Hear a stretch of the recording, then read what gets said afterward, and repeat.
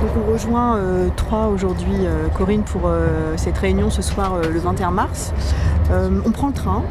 Nous, on a rencontré les usagers de la ligne 4 et ils souhaiteraient vous entendre sur ce mode de transport, d'une manière générale en tout cas, l'aménagement du territoire et comment on va des grosses villes vers la périphérie et comment on peut améliorer aujourd'hui cette problématique qui en est une puisque, comme vous le savez, les trains n'arrivent pas toujours à l'heure. Alors je crois que c'est un sujet très important pour énormément de gens qui habitent soit la grande banlieue, soit les villes périphériques. Enfin, c'est pas soit, c'est et. Tout simplement parce que la SNCF a fait des investissements considérables sur les TGV, mais qu'en revanche, les intercités et les trains de banlieue les trains et les lignes ont été très peu entretenus.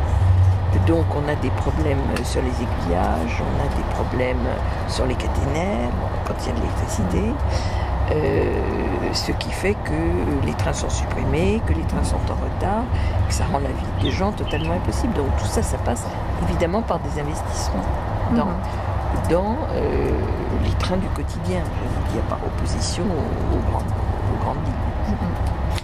Et la ligne 4, elle a un problème particulier, c'est que c'est donc Troyes-Mulhouse, que maintenant Mulhouse peut être atteint par le TGV, que donc c'est plus trop leur problème, qu'en revanche pour les Troyens, c'est un problème permanent.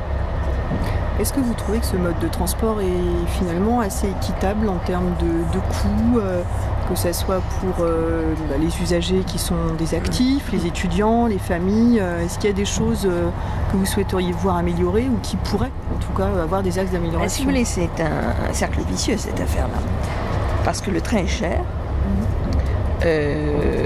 Donc il y a beaucoup de gens qui ne le prennent plus. D'où le succès du reste des bus Macron, qui ont des inconvénients clairs, en termes de pollution notamment, mais qui au moins transportent les gens à très bas prix. Et donc les trains sont chers, les usagers sont moins nombreux parce que c'est cher. Et donc la SNCF a de moins en moins d'argent pour investir, pour améliorer ses lignes. Donc c'est un cercle vicieux et on ne peut pas rendre le train plus cher pour avoir plus d'argent pour faire les lignes. Donc ça veut dire qu'il faudrait que la SNCF soit mieux dotée, mais la SNCF est en face d'une dette absolument colossale. Donc on est dans une situation qui est très difficilement gérable. Donc on voit bien qu'aujourd'hui il y a des investissements qui sont faits par la SNCF sur des aiguillages, sur des améliorations, mais ça va très lentement. Ce qui explique les difficultés de tous les trains qui ne sont pas TGV. Finalement, on pourrait conclure que l'aménagement du territoire, l'économie, l'écologie, tout ça, de toute façon, c'est lié intrinsèquement. De toute façon, on ne peut pas levier, etc. Tout est lié.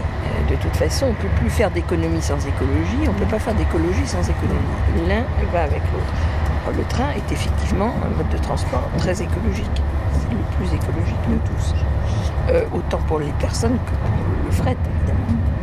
La France a un retard en matière de ferroutage qui est colossal. Quand j'étais ministre il y a 20 ans, on avait déjà du retard. Alors vous imaginez, vu qu'on a baissé la part du fret depuis 20 ans au lieu de l'augmenter. En fait, sur rail, j'entends. Sur rail, bien sûr. Merci Corinne. Merci à vous.